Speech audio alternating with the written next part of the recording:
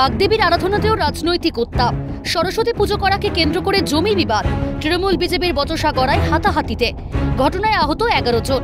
ঘটনাটি মালদার হবিবপুর থানার শ্রীরামপুর গ্রাম পঞ্চায়েতের। আপনারা কোথায় কি হয়েছিল, হঠাৎ পুলিশ মারলো কেন?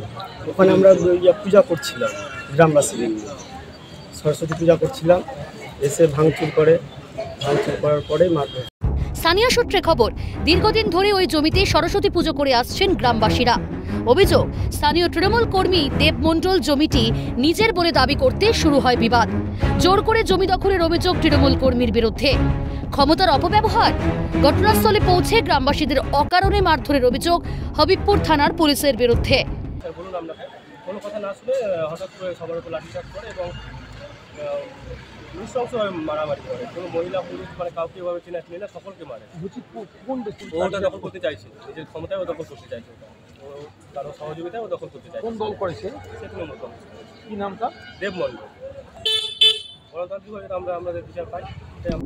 উপযুক্ত ব্যবস্থা গ্রহণের আশ্বাস তৃণমূলের।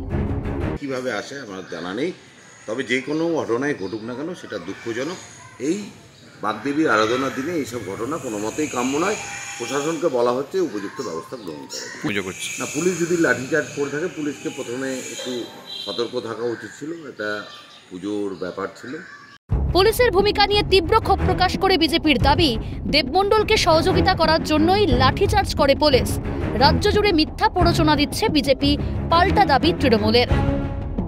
দেব মণ্ডল সে পুলিশকে নিয়ে এসে আর এখানে পুজো করতে দেবে না। এই অতর্কিতে পুলিশ প্ররোচনা দিয়ে তাদেরকে লাঠিচার্জ করে এবং কোনো মহিলা পুলিশ ছিল না।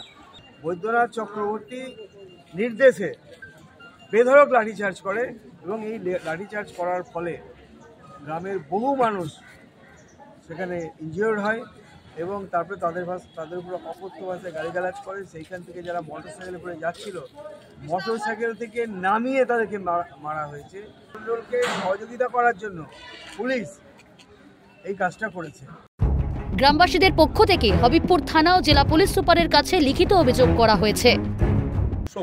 সরাসরি অভিযোগ উঠল শাসক দলের প্ররোচনায় এই ঘটনা ঘটিয়েছে পুলিশ। অভিযোগ করছে কারা? অভিযোগ করছে বিজেপি, যদিও শাসক দল তৃণমূল কংগ্রেস সমস্ত অভিযোগ অস্বীকার করেছে। মালদা থেকে সমুখ লাইডি, ক্যালকাটা নিউজ।